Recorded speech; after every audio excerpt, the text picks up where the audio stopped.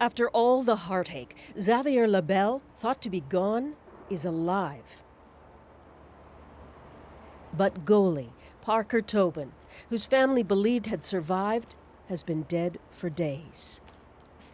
Tobin's best friend, Brandon Iwanshishin, is stunned. First, initially, I thought it wasn't true. I thought there's no way they could have mistaken his identity or like that. And then I kind of come to realize of how messed up people were in that crash and how hard it was to identify people. It's just a very, very tough thing to hear, a very tough day to go through right now. With shock upon shock, the two families have asked for privacy. How hard to celebrate a found son when other parents newly grieve.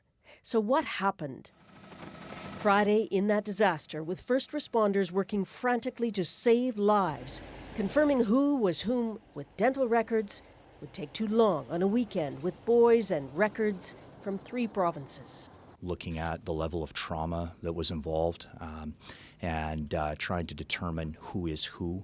A lot of these boys looked alike. They had the blonde hair that was supportive of their team for their playoff run. They're very similar builds. But the explanations leave more questions than answers. Both families say the Justice Department were involved in identifying sons, one in hospital, another at a makeshift morgue. Even up to last night at Humboldt's vigil, no one knew. Xavier Labelle. Labelle counted among the deceased. Tobin, friends believed, was coming out of surgery. Yesterday, I got a full list from one of my buddies about a broken hip, a broken clavicle, a punctured lung, a brain bleed, a back surgery needed, and all these things. And then yesterday afternoon, he actually going for surgery, and then him coming out of surgery, and we thinking that he was in a stable state and that he's going to recover in some sort of way to live the rest of his life. But late last night, undisclosed information from health professionals confirmed the young man recovering from surgery was not Tobin, it was Labelle. Families were informed. I can't even fathom it. I don't think enough could ever be said. All I can do is offer our sincerest apologies, our sincerest condolences and sympathies. Labelle billeted at a Humboldt home for 2 seasons. Yesterday, Renee Cannon told us she lost 3 players. Today, the billet mom tweeted, "We know our ray of light is someone else's shattering darkness."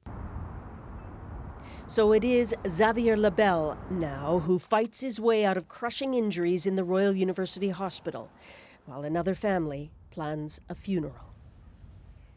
Susan Ormiston is outside the hospital in Saskatoon. And Susan, a mistake like this with so much at stake seems almost inconceivable. Do we know anything about what it's been like for the parents of these 2 boys? Not a lot, but we do know the Labelle family was planning a funeral this week. In fact, the mother called CBC last night to request that we use other pictures of her son in our coverage.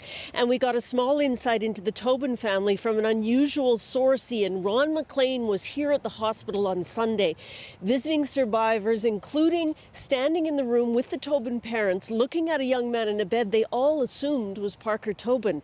Here's how he described it. So imagine the mom and dad and the brother, they don't know that they're not looking at their own boy, that he's so severely cut and hurt that they actually think it's possibly their boy. And I can remember her mom, or Parker, thinking, this is Parker saying, the mom saying, he's beginning to look more like our boy. Can you imagine? And it wasn't, of course, their boy. And the dad saying, when Parker was a child, he had chickenpox, and there was this one scar on his forehead. And thankfully, this 7-inch gash will make that immaterial. And they were having a party tonight at Mark Chartier, the coach's house, to honor the late Xavier Labelle. Well, now they know Labelle's alive. He's got all those injuries. But can you imagine the joy in that one scene, and then the frickin' devastation that I feel for the Tobin family. It is almost inconceivable.